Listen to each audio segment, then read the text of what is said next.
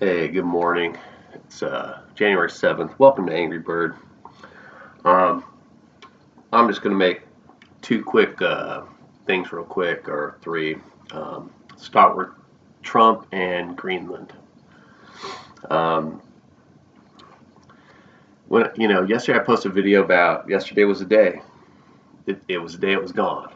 The checks and balances of our system are gone. Everything we do now is uncharted. Everything going forward is unknown, and we're really not sure what's going to happen, right?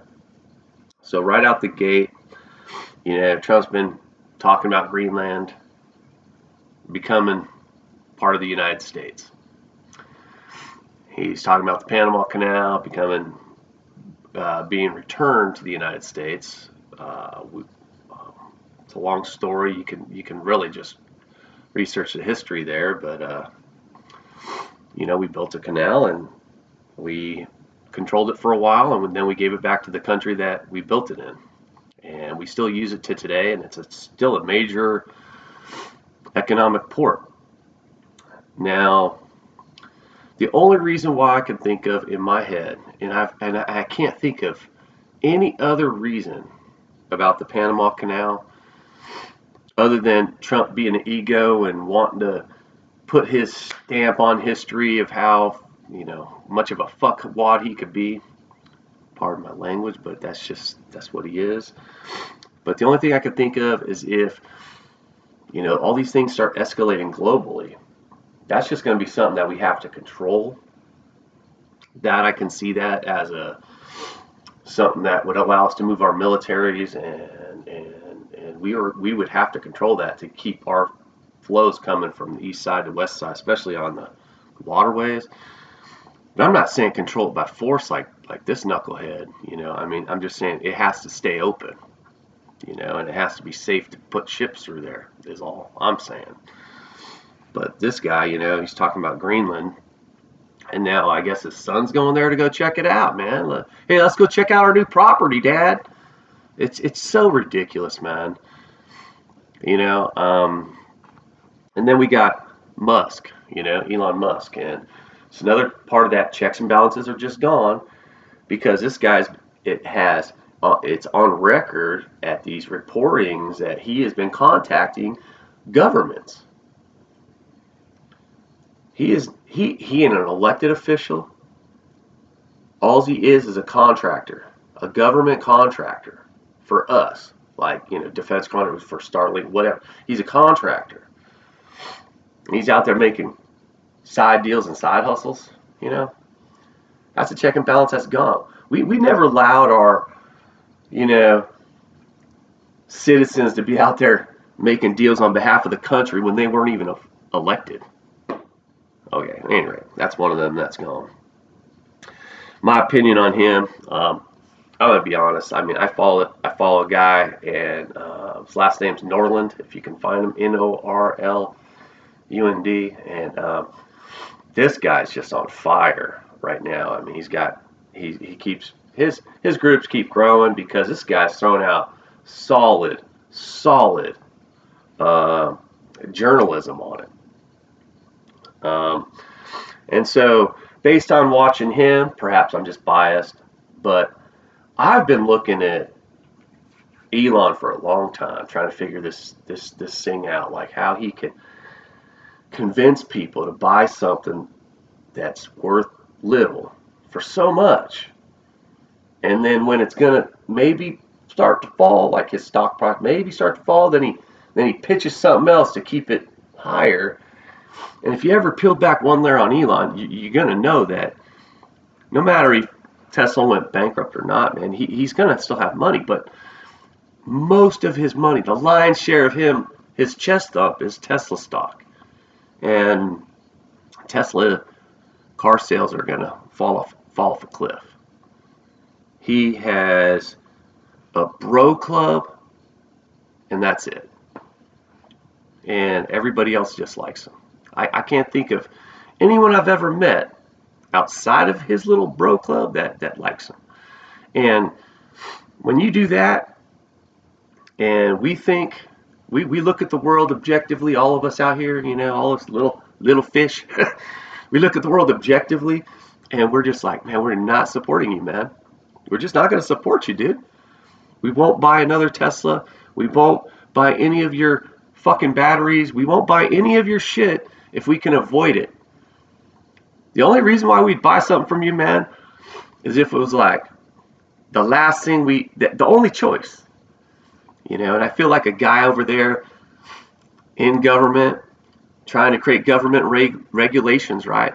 And then they're trying to create a new department that's going to extract people, and, you know, they're actually expanding the government. They want to throw the cap off the top so they can just blow up the debt. And these guys that are out there going like, he's going to control, he's going to bring it back down, it's all going to be great. You're so foolish, man. It's like the only thing great about his plan is if you're a Christian nationalist, then you're just like, it's our time, guys, finally. We're going to have our own nation. And the rest of us are just like, the fuck you are. You got to fight, man. These guys are coming. And, you know, we're all just going to sit here and be like, really? Really? You going to force us? That, you know, again, you know, you got to go back to Trump. He's calling it a Band-Aid. Before it even happens, he didn't even get 50%. And out of the people he did get, some of them are already backing off, and he's like, no, it's a mandate. Okay, and the last one is Jack Smith report. They're doing everything in their power to keep that out of public eye. I'm going to tell you something. The moment it comes out, it's going to be recorded, documented, and stored. For me, I could only imagine that how many other people out there are going to record, document, and store this thing. He fucked us. And he's trying to hide it any way he can. Some of his base is waking up. All foreign governments know who he is. The people in his inner circle last time all wrote books of who he is. Certain media groups tried to tell us, and now they're backtracking to who he is, but they try to tell us who he is. Even his own people that in his group right now, before they kissed the ring and sent him money, we're telling you who he was. And not enough of us were listening. And so the Jack Smith report is a documentation of who he was. And that's why he don't want it out. You know what kind of guy he is? He's the kind of guy that he knows he's guilty. He's convicted. And then he's trying to tell a judge, well, that wasn't a fair conviction. You know, he's trying to tell everybody that this is unfair to come. This guy's so egotistical that anything ever that's negative about him is like a lawsuit. He's got a law to weigh. He's got a law to weigh. He can't face realities like regular folks do. So sorry I keep coughing. There is something, but it's mild. It just comes and goes, you know. But if you're me, record it, store it, teach it. That's who he is. And if you don't know nothing else about Jack Smith, and you're biased to the bone, you think this dude's a lunatic leftist out for your guy, read the report then. You know, if you think that like Trump does, this is an unfair conviction, you know, the fines, you know, the whatever he's going to get from the fraud case. If you think that's unfair, that was a hit job, then what do you say to the juries there? What do you say to them? Like, if it's a guy like me, because that's what the jury is, it's just regular blokes, you know, like regular old folks, all getting together and looking at the materials. And they all said he's guilty as day. And what do you say to those people? I mean, that was our system. We get a bunch of us together, like regular folks. We look at it and we go, you know what? Damn, this guy did break the law. Yep, he's guilty. And then he's allowed after that to just be like, well, that wasn't fair, and no, it wasn't that. That's a hit job, and, you know, I mean, think about that. And now we got a report coming out. He's crying and screaming, and he's got lawyers trying to attack to keep from coming out. I can't wait for it to come out. And I can't wait to store it. I can't wait to be one of the guys that is the same guy for the last how many ever years, calling out the hypocrisies as they were coming. Not on a platform or nothing, but just as I saw them to people I knew, and what, just little by little, it just amazed me how big this became, to where you had a whole country, not a whole country, a portion of the country trying to defend this shit. Jack Smith report, right? The January 6th, Trump's calling it a day of love. Watch the videos, man. Cops were, and they were defending the most horrible people. If you think about it, like most, and I'm not trying to be mean to politicians, kinda, but you really are kind of like the dirtiest kind, right? Because it's sleight of hand bullshit, right? You're like, I represent you people. I'm gonna help. I'm gonna make it great. I know. I'm gonna do things for you, right? And then you get in there and it's like lining your own pockets, getting donor money, figuring out what the lobbyists, direction we're all going, what you got to pitch to everybody, and then get out there and start rage clicking, sending shit so everyone gets pissed and rage clicks on you so you can get some, internet time of fame, You're the worst kind of fucking people, If you were there to help, you wouldn't be looking like you're trying to fight everything, fight everyone all the time. My best example of that would be like, who's that idiot, man? Jim Jordan. All right. If you're a Jim Jordan fan, sorry, man, I'm not. That guy hasn't wrote one piece of legislation in how many years? But if you look at everything he has done, he's rage clicking, he's acting like he's fighting the good fight, he's getting everyone pissed off, he's pitting everyone against each other, he's out there online just, getting everybody fired up, and yet, that's that sleight of hand, I'm here to help you, I'm fighting the good fight, I'm doing things, and then he writes no legislation at all, ever. I mean, how many years do you got to be in office before you write one? Just one. There's 400 something people there, right? 438.